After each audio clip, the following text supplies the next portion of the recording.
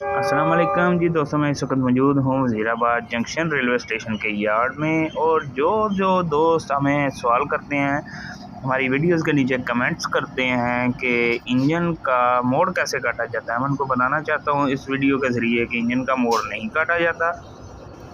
Engine का मोड़ नहीं काटा जाता। ये जो है ये टर्न टेबल है, इस पे इंजन प्लेस करके, जैसा कि आप वीडियो में देखेंगे आगे मज़ीद प्लेस करके, इसको टर्न टेबल पे प्लेस करके इसका टर्न किया जाता है, यानी कि इसका रुख मोड़ा जाता है, साइड चेंज की जाती है। ये वीडियो को लाइक कमेंट शेयर ज़रूर कीजिएगा और मज़ीद वीडियोज़ के लिए अकाउंट को फॉलो ज़रूर कीजिएगा। अल्लाह हाफिज़।